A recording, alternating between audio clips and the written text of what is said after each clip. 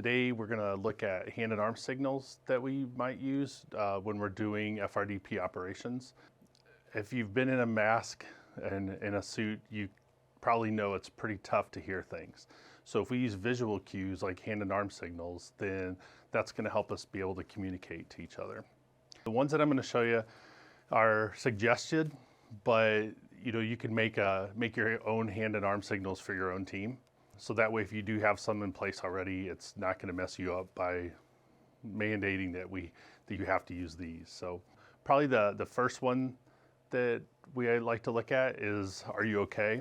And these are going to kind of be a combination of military hand and arm signals, scuba diving hand and arm signals, and then some made up ones.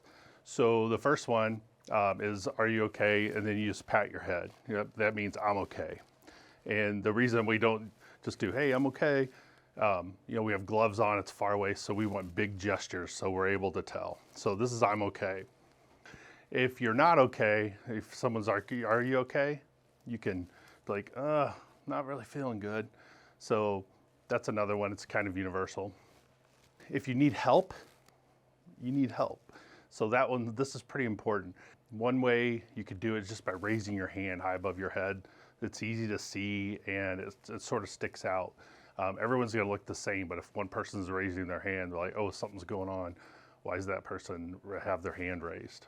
Some reasons that you would have your hand raised is maybe you're overheating, maybe your battery pack on your PAPR is running out of, the batteries are running low, and so you hear it beeping.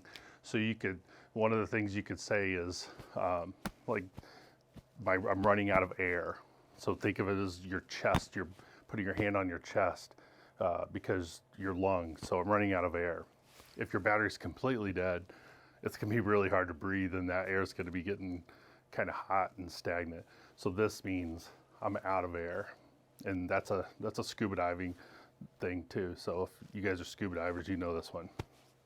Another one is maybe there's a hazard, a tripping hazard, or I don't know, where you might live, there might be a snake. A snake might come onto the decon area, or there's an electrical cord or something.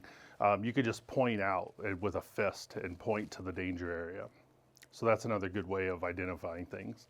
Another one would be you or me. This one's pretty simple. Like you point at you, that's you. If you point at me, that's me. Directions, it's hard to say up, down, left, right. So we can use our thumbs. This would be up, this would be down, this would be left, this would be right. But some of you may use this as, hey, I'm okay. So, that's why you need to make your hand and arm signals before and not make them up as you go along, because it probably might be confusing to a lot of people.